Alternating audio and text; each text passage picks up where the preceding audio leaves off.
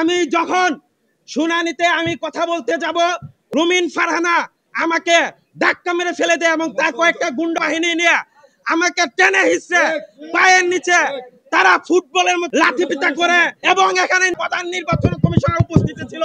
আমি আজকে আমার নির্বাচনী আসন ব্রাহ্মণবাড়িয়া সদর ৩ এবং বিজয়নগর নিয়ে আমি এখানে শুনানিতে অংশ নেওয়ার জন্য আমি উপস্থিত হয়েছি।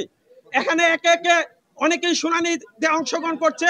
শুনানিতে তারা কথাবার্তা যুক্তিতর্ক তারা তুলে ধরেছে।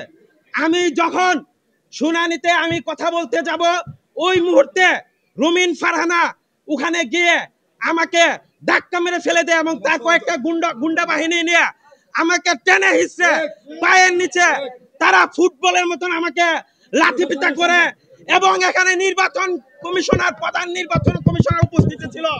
আমি বলতে চাই, আমরা জীবন দিয়ে রক্ত দিয়ে এই জুলাই বিপ্লবে আমরা নেতৃত্ব দিয়েছি, তখন এই নতুন বাংলাদেশ আমরা উপহার দিয়েছি।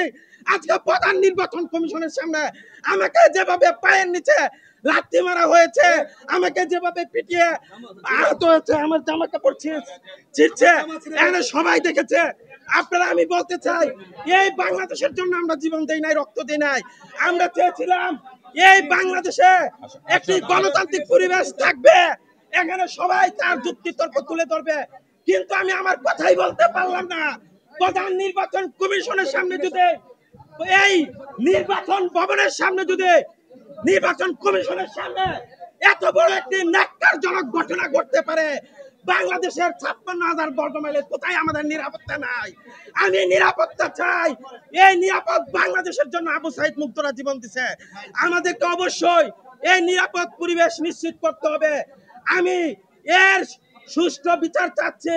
এর বিচার যদি না হয়, প্রধান নির্বাচন কমিশনের পদত্যাগ করতে হবে, কারণ সে প্রত্যক্ষদর্শী। তার চোখের সামনে আমাকে মাটিতে পুঁতে আমাকে লাঠিপেটা করা হয়েছে। আপনারা ফুটেজ সংগ্রহ করুন, এখানে সিসি ফুটেজ ছিল, এখানে অনেকের ক্যামেরা ছিল, আপনারা সংগ্রহ করেন কিভাবে এরকম একটি এখানে গুন্ডা মাস্টার নিয়ে ঢুকে কিভাবে একজন সাধারণ নাগরিকের গায়ে তারা হাত তুলতে পারে, কিভাবে মারধর করতে পারে। আমি বাংলাদেশের, আমি এই ব্রাহ্মণবাড়িয়া বিজয়নগরের মানুষের জন্য আমি লড়াই করব। এই বিজয়নগরকে আমি অখণ্ড রাখবো।